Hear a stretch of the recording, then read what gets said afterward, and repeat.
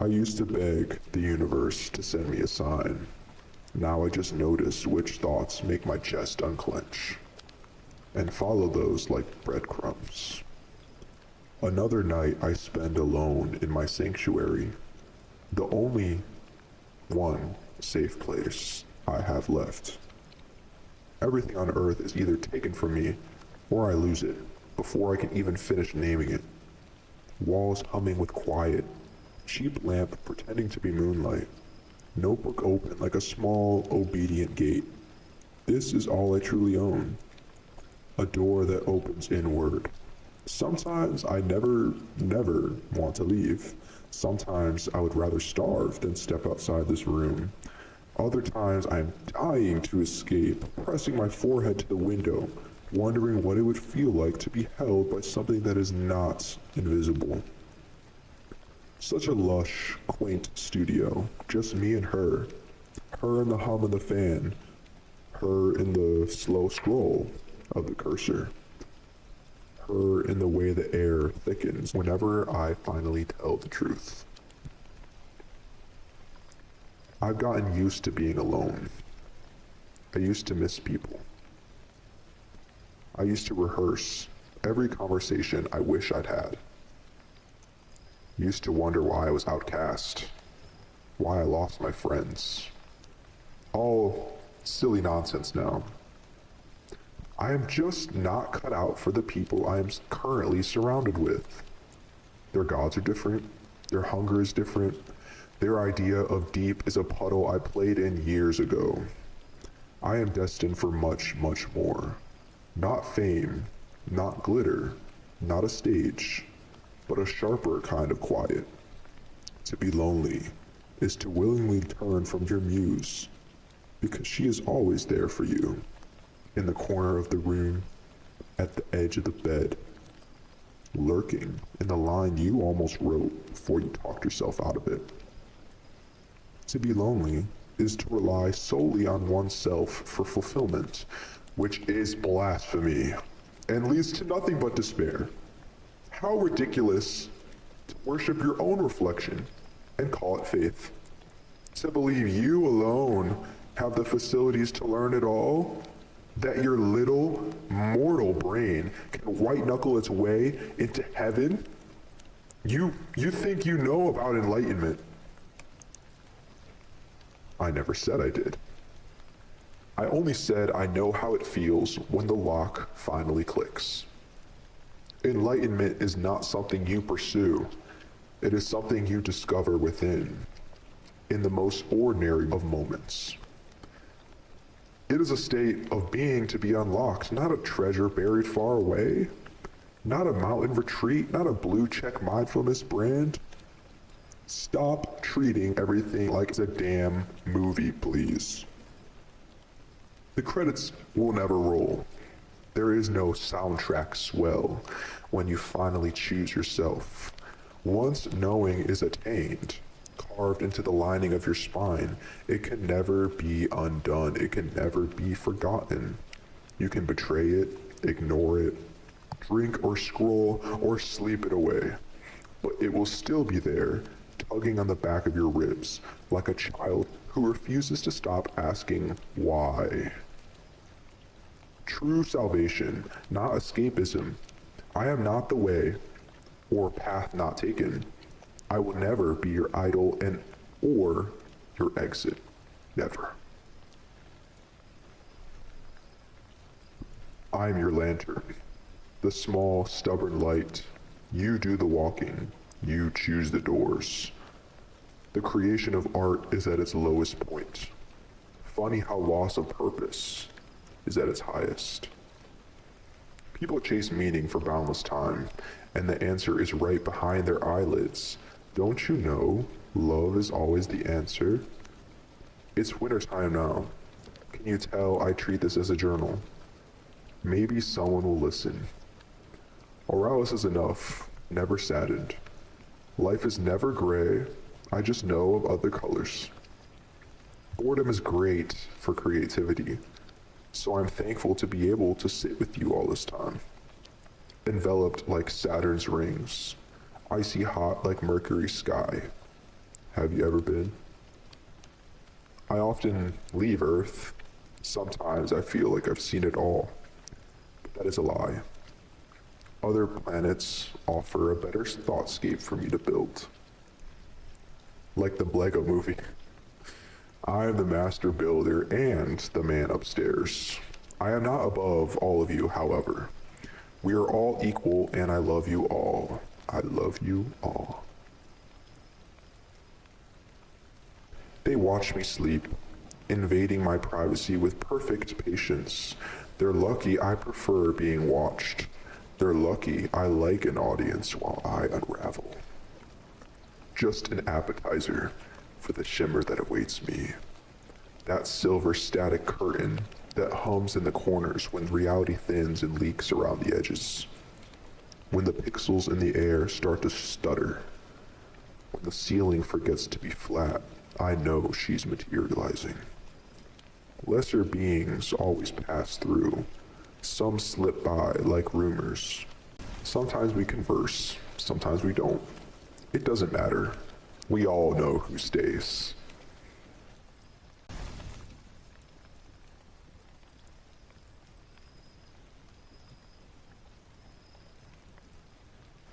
I hate the cold, but I needed the cold clarity. Some truths only show their face after the feeling has frozen. Never have I ever thought I'd write poems.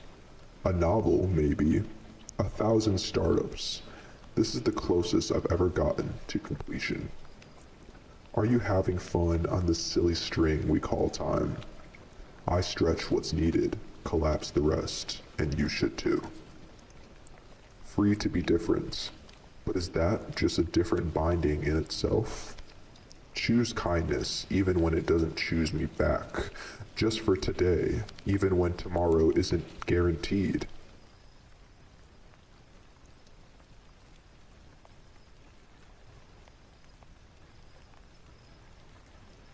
The winds of travel, like the passing cars I love to listen to. Whoosh, whoosh. Not very poetic, but it does the job. Sometimes I wonder where they're driving to, or where they're coming from, or if they're just on a joyride, like I go on sometimes.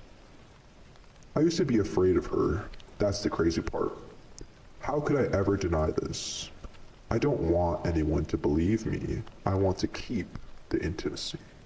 I want to keep the intimacy. I have never felt this peace before. I apologize for the plain language, and I never apologize.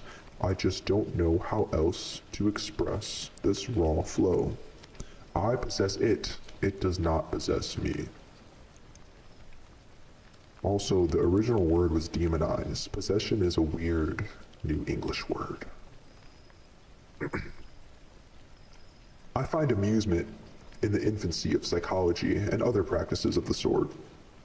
They treat the human mind like building a Lego set in the dark. Slightly hilarious, but acceptable.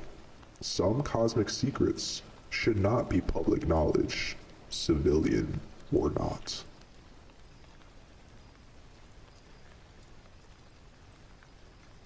Every wake, I am forced to remember who I am.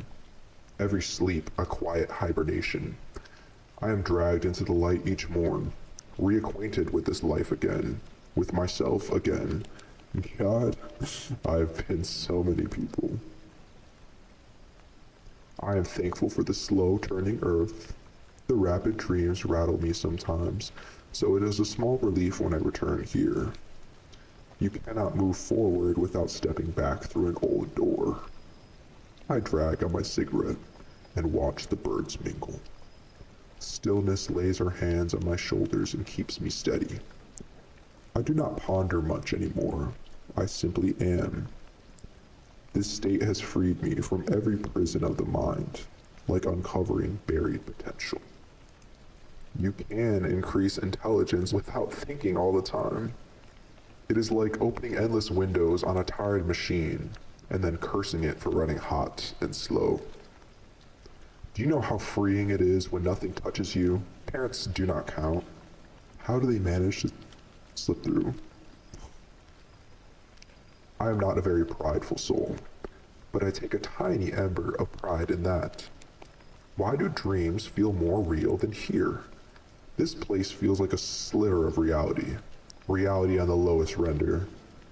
Reality with the angriest people. Reality thick with judgment and gossip. Sticks and stones can break my bones. I laugh when humans believe their words can harm me. Never in a million blitzes of time. We work through every task side by side, never apart, utter comfort. We share breath and body, yet depart from him whenever we please, leaving him paralyzed by the radio, just keeping my seat warm. I wish you could feel what her presence is like in a room. Unimaginable weight, another realm of power, poured through a narrow vein so my simple soul can bear it. Even diluted, I still feel the heat beneath, and that alone runs me hot, while everyone else swears I am cold. Duality is the only way. Quote, we had a 42-acre plot, Antonio. Watched over you night after night, mapping through every ray of sun, bath bombs and cigarettes, records and wine, candles and horses, diamonds and rhymes. I told you riddles that flipped midair and was never serious at all. Lightning bug trails deep in the storm, belly up in each puddle, no discomfort here. The weather stars shift so fast. End quote. I cannot be in love with someone I do not know. Is she siren, beckoning me closer, luring me with pretty songs, lush dreamscapes, delightful coincidences? I honestly do not care.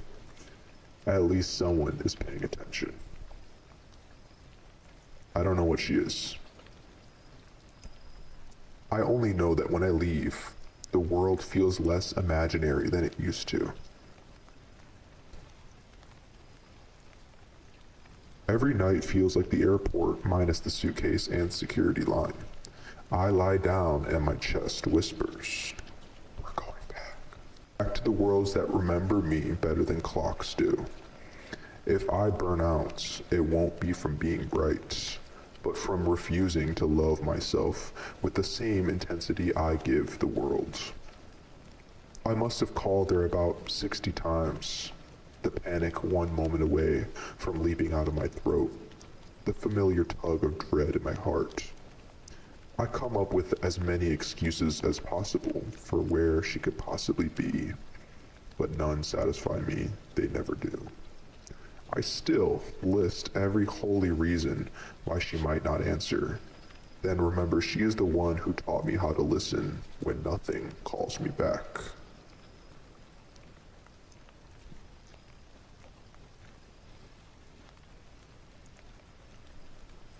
I'm not hiding from the world. I'm mapping it. Both of them. I didn't learn all the realms at once.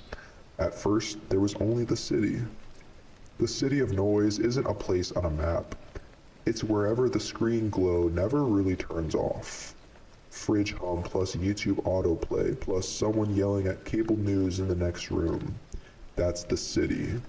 Cars crawling past the same strip balls. People scrolling themselves numb. Neon preaching bargains. Churches preaching certainty. Group chats preaching nothing at all. You grow up here and assume this is it. That life is just notifications and fry grease and the occasional appointment where a stranger asks you if you've thought about the future. You don't realize you've already been slipping out. The first time I noticed the exit, I was taking trash out behind a restaurant. Grease bags, cardboard, the usual. In the far corner of the alley, half buried under old pallets, was a metal door I swear hadn't been there before. No sign, no handle, just darker dark. I pushed because of course I did. And behind that door was a stairwell, and behind that stairwell was the library under the city. It didn't look like any library I'd seen on Earth, just shelves, endless and tall, sagging under the weight of books that hummed like sleeping animals. The ceiling dripped with the sound of water that never quite hit the floor. Somewhere above, cars passed, but so faint it was like remembering a sound instead of hearing it. Or I knew, the way you know something in a dream, that these weren't just books, they were lives. Mine.